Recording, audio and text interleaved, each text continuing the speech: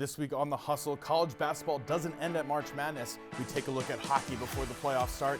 Baseball is in full swing with the Yankees off to a hot start. And as always, your top hustle plays. Get ready for all of this and more on The Hustle.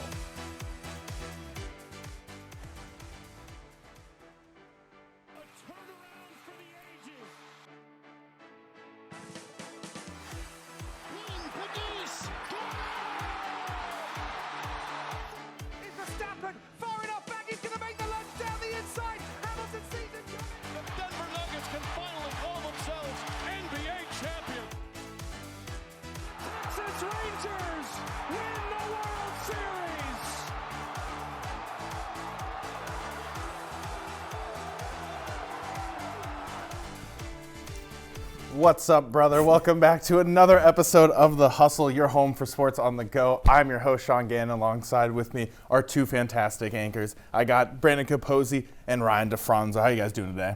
I'm very excited to be here. We have a lot of great topics to discuss today. Looking forward to it. Phenomenal. Let's get right into it. Let's jump right into college basketball, and let's talk UConn here. They're coming off of another NCAA championship win. Is this latest title enough for a blue blood status? They're losing their top 6 guys for next season, but that doesn't mean you count out Hurley and the Huskies. I think we're not going to see a three-peat, but they can do some damage in the Big East. They're recently getting Tyrese Reed Jr. out of the transfer portal and returning guys such as Ahmad Noel, Samson Johnson, and Solomon Ball. So he's replacing the shoes of Donovan Clingan, but they need a backcourt, but I think they'll be just fine. There's a new top dog in college basketball, and it is UConn. 6 national championships. They have more than Duke, Kentucky, and UNC. So this is a new era in college basketball. Dan Hurley, he's losing a couple players this year from the transfer portal, losing Clingan and Stephen Castle to the draft, but he's done an amazing job, and I think that he's going to continue to have success up in Source, Connecticut. So speaking about UConn and their success, they were dominant in the regular season, more dominant in the tournament. Is there a team that can pose a big threat to them in the tournament? I think that it's going to be the Duke Blue Devils. They're coming off an Elite 8 appearance. You're losing 2 guys in Jared McCain and Kyle Filipowski, but 2 guys that are coming in, they're going to make a great impact. Number 1 prospect, Cooper Flagg, who came down between UConn and Duke, and then Kaman Malak from the NBA Africa Academy. So those are really 2 big, tall pieces that are going to give Duke a lot of success this year. For me, I'm looking at the Alabama Crimson Tide. We saw them have one of the best offenses in the game. They just happened to run into a better offense in UConn, but they have some key players returning next year. Mark Sears, Grant Nelson, Nick Pringle, all coming back. So I think it's going to be another Final Four run for the Crimson Tide. All right, we're talking a lot about players. Let's talk some coaches here. John Calipari is the new head coach there in Arkansas. What do you guys make of this move? Should Razorback country be excited? Absolutely. I think it was time for a change of scenery for Coach Calipari. He had been at Kentucky for 15 years, only winning 1 tournament back in 2012. But I think he's set up nice to start fresh at Arkansas. He has a 7'2" big man, Zvonimir Ivisic, and a few other Wildcats that are going to follow him to Razorback country. I personally think that this was the wrong move for Calipari. You had a lot of top prospects of Kentucky, and now you kind of look at the Razorbacks. Who do you have? Let's be honest, they have no one. Going up against so many teams in the SEC that have so much success over the past couple years, I really, personally don't understand the move by Calipari here to get a new start. Can the Blue Devils can get back on top on 2025? I think they can. Again, talking about Cooper Flagg, he is going to be a difference maker this season. I also want to talk about Tyrese Proctor. He's a big piece returning in his sophomore season, 10.5 points per game. He's going to make a huge impact off the bench for Duke. And again, it's the Duke Blue Devils. You have so much history. I think that Duke is, a team that teams should be looking out for. Yeah, I think Duke is at the top of everyone's list coming up next season. And I know we already mentioned them, but they do have some question marks there if they can fill the shoes of Kyle Filipowski and Jeremy Roach. But I think they're going to do just fine. There's a lot of work to do for Jon Scheyer and the Blue Devils. Speaking of filling shoes, the best way to do that is through the transfer portal. It's becoming more and more popular than ever. Any big names that are still out there that teams can go get? I think it's going to be Jeremy Roach. You just mentioned him, Ryan DeFranzo, about coming from Duke. Had a very impressive senior season. He averaged 14 points last year. He was a key role player in Duke being able to get to the Elite 8 and then losing against NC State. This is a big addition, and as we've been hearing some rumors, John Calipari maybe can pull some strings down in Arkansas to get this big piece in Jeremy Roach. I got all eyes on Omar Ballo. He was the #1 transfer pick this year, and for good reason. He's a fridge with legs, 7'2", 260 pounds, And he plays a lot like DJ Burns, who made a lot of noise this year. And you pair him with #1 point guard Miles Rice. This pick and roll duo is going to be lethal. And they aren't finished when it comes to adding playmakers, so look out for the Hoosiers next season. All right, we talked about one championship team. Let's talk about another in South Carolina. They went undefeated this year. Where does this squad rank amongst undefeated teams? It was really just a dominating performance to cap off a dominating season for the Gamecocks. They lost all 5 starters and able to come back and be an undefeated champion, but you have to give credit to Dawn Staley and her players, Camila Cardoso and Chloe Kitts putting up double-doubles in that championship game, Tahina Pau doing her thing from deep, and Tessa Johnson with a quiet 19 off the bench. And they also had Caitlin Clark to 30 points, which is the number you got to keep her at if you want to win. There have been 10 undefeated national champions, and this South Carolina team just did that at 38-0. When you have a coach in Dawn Staley that can just change the culture of a program and also could just develop a player in general, as you mentioned, Ryan, 5 starters did not return this upcoming year, and look what they did.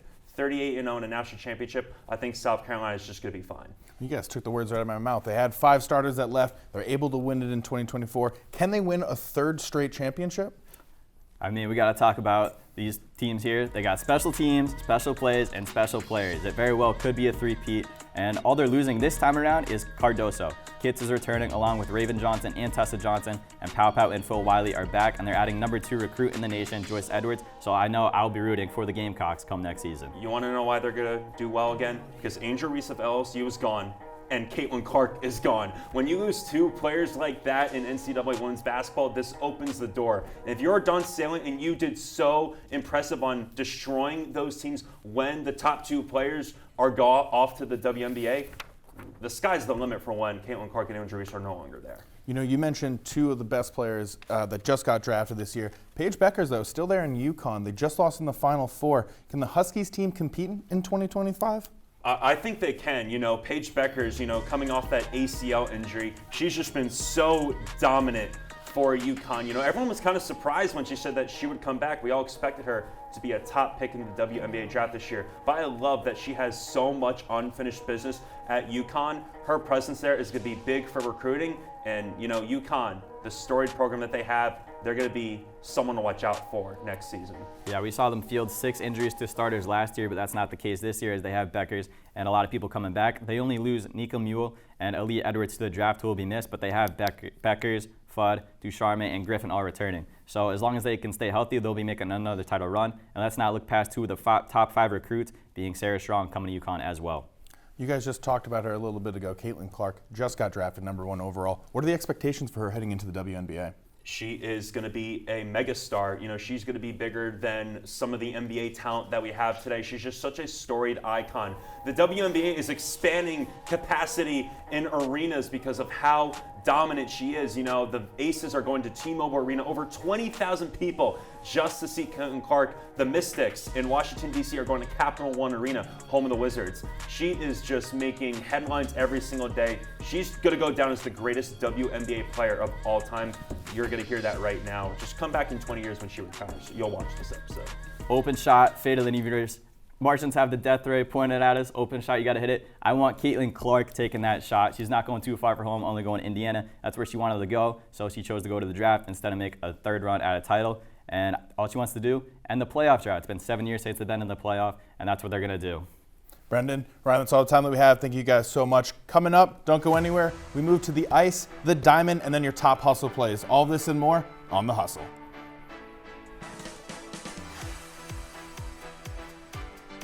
The Hustle, brought to you by the Sitting Duck Tavern.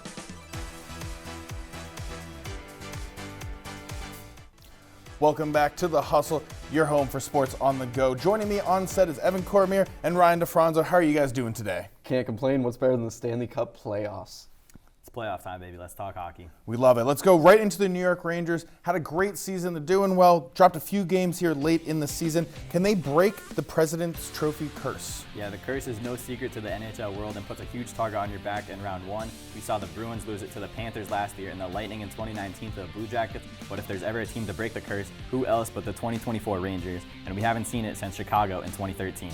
Yeah, they may very well be the best team in hockey. They won the most games, but they won like half of them in overtime. So for me, I don't feel like that's very sustainable. I'm just not bought in on this Rangers team. It feels like they depend too much on just ending up winning the game rather than making the plays for the full 60 minutes. They really remind me a lot of last year's Bruins team, so I'm a little bit scared. All right, let's keep this moving along. Let's make our way to Dallas. We're going to talk some Stars. What are the chances of them winning their second Stanley Cup?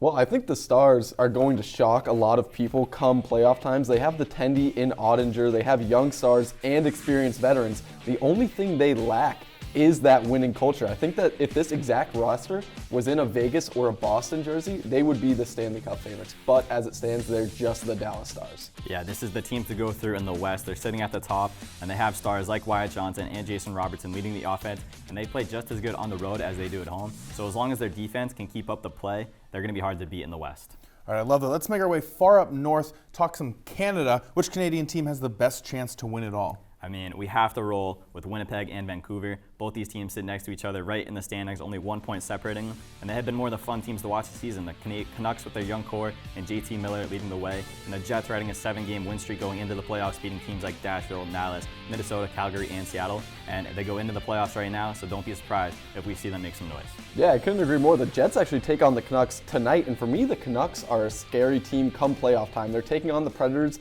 in the first round. They have a great draw for Vancouver. The Canucks finish with the 2 seed, so they're going to have the home ice in that series. And I feel like of all the Canadian teams, the Canucks have a very solid opportunity. All right, from Canada to the Southwest, Arizona will no longer have a team around. What do you guys make of the Coyotes' exit? Well, listen, for me, the biggest crime of this all is they're taking away one of the coolest uniforms, the coolest color schemes, the coolest identities in all of professional sports. I feel like the Arizona Coyotes are so marketable and acknowledgeable in the way they look. They're so unique, and that's the biggest crime to me.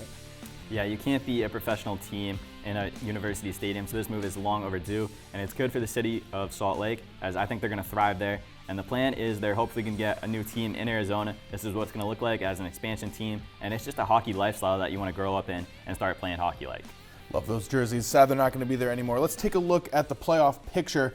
Which team do you guys think is going to make a deep playoff run? For me, it's going to be the Oilers. I feel like the Oilers are a team that can beat anybody in a 7-game series. Any sort of time they can really get hot. They've got a solid 2-goalie system going, the most talented player in maybe hockey history. And to me, McDavid is hungry to finally win something. Yeah, I got 2 sleeper teams, but I don't know if you can call them sleepers, just the way they've been playing recently. They don't look like the cream of the crop, but I'm looking at Colorado and Vegas. They both won the Cups in the last 2 seasons, but they've been struggling to stay afloat this year. And they need to get through their first round matchups to be able to make a long run. And then they have to go through either Dallas, Vancouver, or Winnipeg. But those are my 2 squads to make a run this year in the playoffs. Some solid teams you guys just listed. All right, who's going to be taking home Lord Stanley's Cup?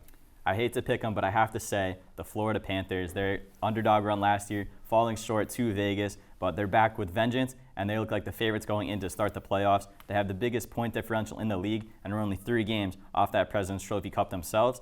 And I would love to be wrong with this pick, but I'm still mad they killed the Bruins season last year. I just don't see a team more fit than the Panthers right now. I am in the exact same boat as you. I would love to see the Florida Panthers lose, but I'm going with my Bruins. I feel like they have the culture, they have the coach, they have the 2 best goalies in hockey. I feel like they really have a chance, but it's going to come down to Florida. They have to beat Florida. Whoever gets Florida out is doing the National Hockey League a massive service. So I'm going to go with the Bruins because I feel like they've got the culture, they've got the roster, and they've got the goalies.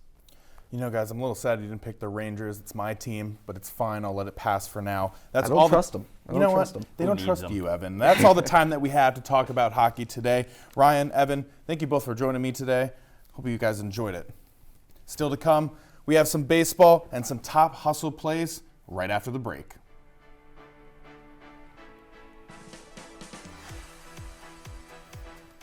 Hello and welcome back to The Hustle. I'm Dan Heisey here with Fred Shin, and we're here to talk baseball. It is early in the MLB season, but it's as exciting as ever. Absolutely. Exciting as ever. Even though it's early, I'm still having fun watching all the games and learning about how all the teams are going to do this season. Best sport on earth. So let's start talking about some of the top teams in the AL and NL. Let's start off with the Yankees in the AL. Juan Soto has been every bit of the superstar that they traded for. He's a top 2 in the hitter rankings. He's tops in almost every offensive category, and the defense hasn't been too bad, as you can see there with that throw in Houston. Stanton is finally hitting like they expected him to, and then the young guns, Cabrera and Volpe. Anthony Volpe is a top offensive threat right now. That and they're just playing really well. But pitching, Stroman has been a good get for them, but I think pitching is the main Achilles heel for this team. Absolutely. I think pitching is the question mark right here for this dominant Yankees team. Garrett Cole still on his way back, but that's going to be a few games that you're missing him out for. But look, there's a trade deadline coming up. I hear there's some talent in Miami and Jesus Luzardo who might be, an option for the Yankees. Yeah, I could see that being a really good fit. So now over to the NL. Let's talk about the Dodgers, who are off to a little bit of a slow start, but they've picked it up. I think slow is a little bit of a crazy statement. They're still 12-9. Ohtani's starting to get that bat going, and I think that the best is to come for the Dodgers. The pitching is looking great with Glasnow. Yamamoto still settling in a little bit, but yeah, I think the Dodgers are still looking really good and like the powerhouse team, and reinforcements are still on the way. Yeah, they absolutely are. I mean, this is a pitching staff without Kershaw, Buehler, Miller, May. They get those guys back, and I can't see anyone really stopping this team as they move forward and probably wipe out the rest of the NL, maybe except for the Braves. Absolutely. Definitely looking like a World Series push this season for the Dodgers. It really is. So now let's move on to some of those sleeper teams that we have, those teams that maybe weren't picked as much. My pick is the Kansas City Royals. Their pitching has been lights out. It's a top 5 MLB pitching staff led by Seth Lugo, Cole Reagans, and Brady Singer. They've just been incredible. Lowest ERA in MLB. And then Bobby Witt Jr. just looks like an absolute MVP candidate. He's probably going to go 30 for 30. They're my sleeper pick. Right, and the Royals do look really good, but my sleeper pick has got to be the Cubs. Seiya Suzuki's finally looking really, really good with his bat, and you got players like Bellinger, and you got players like Swanson as well who have been there before, who have made these runs, and that's just a recipe for a good team. And, you have a pitcher like Shota Imanaga, my early pick for Cy Young. He's looking really, really good. Yeah, Imanaga early has not allowed an earned run yet, and that's big. So moving on now from the sleeper picks to the championship teams, who do we think is going to be the champion or in the World Series at the end? And we're both in agreement, we think it's going to be the Orioles. Yeah, the Orioles are looking really, really good. They are already a good team, and they only got better during free agency.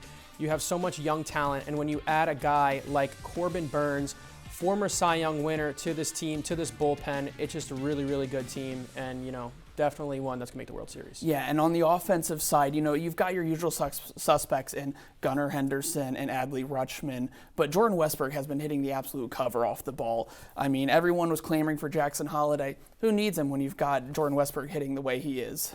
Right. Yeah, they look really, really good, and definitely a World Series appearance is looking like a possibility. Probably against the Dodgers is what we're both thinking. Oh, definitely. Orioles, Dodgers. You can mark that down. And now, coming up next on The Hustle, we are going to have the top hustle plays for you. Don't go anywhere.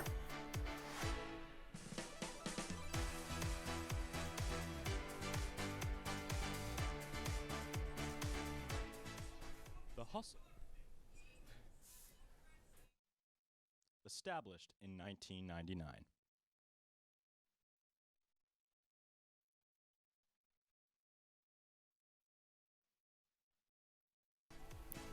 Welcome back to The Hustle, your home for sports on the go. I'm Sean Gannon. That's Evan Cormier. We're here to break down some of the top hustle plays of the week. And let's kick it off right in Michigan where the Spartans score a goal. Break this down for us, Evan. Yeah, we're going to drop the puck on this countdown on the ice in Maryland in the waning seconds of the Battle of Michigan. 56 seconds left to play. Levishnov cross crease to Carson Dorwart, who has the entire net to shoot at. The game is tied at 4 in the semifinals of the NCAA hockey tournament. The Spartans would go on to force overtime and eventually win and advance to the Frozen Four championship. Let's take another look. Absolutely incredible. All right, moving from one Michigan to another Michigan, we have 2 goals here from the Wolverines and a dirty behind the legs and then backhand. What are your thoughts on this one? Absolutely. This is the very next day. The Battle of Michigan continues. 7:22 left in the third period. The Wolverines on the rush. It's Duke Dillon going coast to coast and beating the Tendy with the sweet edge work. Take another look at this elegant skating. Now the very next shift, Michigan wastes no time getting it back in the Spartan end. And then Lord have mercy, it's Frank Nazar between the legs. Gavin Brindley finishes the job. Good God Almighty, it doesn't get much prettier than that. 2 goals in 12 seconds for a trip to the Frozen Four. The Wolverines would advance. Absolutely incredible. So let's Let's go from hockey to lacrosse. Let's go up to New York with Siena College. They're coming down from a 4-point comeback. Can you break this down for me? Absolutely. Stick with me. I'm going to go fast because Siena sure did. We are on the lacrosse field. Siena trailing by 3 with 50 seconds left. This is Travis Fry from the X. Cuts it to 2. How about Travis Fry again inbounding again and beating his defender and again trimming this lead. And then with 25 seconds left, it's Patrick Radomski with this massive right-handed shot to tie it up. I'm not sure how we got here, but now for the game-winning goal. It was seconds melting away. Fry to Caden Olmstead to win it. He rips one from about 15 meters away, lefty. They scored 4 goals in 50 seconds for a big conference win late in the season, right before the playoffs. God, 4 goals in 57. Fry, have yourself a day. Way to go, Siena College and that Lax team. All right, and finally, our last hustle play. We have a goalie from Denver doing all they can to make the save. Evan, what are you seeing from this play? Yeah, here we are. It's the Frozen Four championship game. Denver up 2-0 on Boston College in the final period. Eagles on the power play. And check out this sick save from Denver's Matt Davis, who had an unbelievable day in net. This was just the icing on the cake. Sprawling, reaching, keeping BC scoreless. Davis would go on to make 35 out of 35 saves, 23 of which came in that third period. Matt Davis just completely willing Denver to the national championship win. He was perfect on the day, the biggest stage. He really stole the show and got Denver their first national championship win in a very long time. BC, maybe the best team college hockey has ever seen. They've got about 19 NHL players on their roster, and they were held scoreless on the brightest stage. Yeah, with the way Matt Davis is playing, I'm sure that they absolutely loved it. Thank you for everything, Evan, today. That's all the time that we have. Be sure to tune in next week when we switch to Sports Buzz. This has been Sean Gannon signing off. Thank you for watching The Hustle.